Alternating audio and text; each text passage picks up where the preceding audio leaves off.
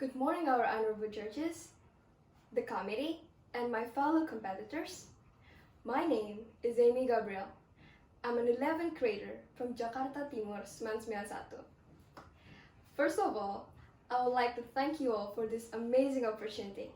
It has been an honor. And today, I would like to state my opinion under the motion, this House would arrange students based on their intelligence and their academic performance rather than age. And I'll be presenting as the government team. It has been in a debate for over years by experts that on how should we group our students, whether it's by their age, by their performance or intelligence, or by their way of learning, such as by visuals, hearing, or by touch. But the most popular or most common debate topics is whether by their age or by their performance. And many experts have stated their own arguments and opinions. And these experts are based on their research and they have data to support their arguments. But today, I will state my opinion in this motion. Let's put for ourselves in a what-if situation. For example, there's a batch of students ranging from age 13 until 14 years old. They study in this one particular high school and they live their normal life like a normal student. Then the time comes when there is a test for their next stage, the next class. But then there's this one student who doesn't perform well in this task. And technically, he shouldn't pass because he doesn't have enough score. But because of this age system, for example, they just pass him because he's in the same age range. If he doesn't pass in the first place and he didn't perform well in the previous stage, do you think he will perform better in the next stage? Or will he be even worse?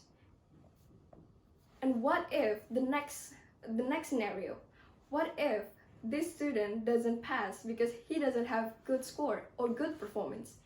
And the systems are based on academic performance and intelligence.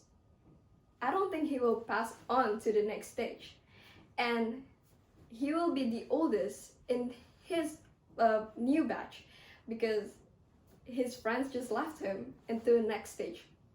You see, these two scenarios are the most debatable scenarios. Some agree that the age is better because about psychology problem, and the other believe that academic performance are the better because they will have more competitors. But nonetheless, if that student, the incompetent student, pass on into the next stage without great preparations, I think he will be a distraction to other students who actually perform well. Although the factors of him not performing well can be determined by many, for example, like his households, his environment, his technology, or his economic problems, nonetheless, he still be a problem in the next batch. And he could drag other students with him. So rather than supporting the academic, he will go against it. My second argument is that, for example, there's a group of students. Among those students, there is one student who are better than anyone. This can be proven in your everyday life. It has to be someone in your class. And this person already understands what the teacher taught him or what the teacher trying to taught the other students. Don't you think he will be bored and uninterested because he already understands the material or the topics that the teacher is trying to say?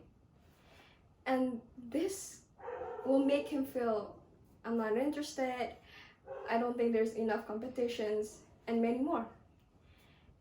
Although that person or that student have many potential, he won't try to pursue it because he feels it's the best. But what if we take that student and put him in a group of people with the same abilities and intelligence, don't you think he will feel more competitive and he will feel more motivated to actually hone his skills and become better? This is an example of what if the system choose to arrange students by their intelligence and not by their age. And by grouping people who have same abilities, they will try to compete other people and hone their skill better and better. Like they say, when you are in a group of people with smart people, you'll just become smart out of the sudden. And there's a written saying that everybody in this world have a right to pursue higher education. So it is not wrong for us to put more intelligent students with a group of people or group of students that have the same ability. So in conclusion, we should group students by their intelligence and academic performance because one, they could be in the same team with the academics rather than the opposite. And two, because they can pursue their higher education and they can hone their skills. Thank you everyone for your attention. Have a nice day.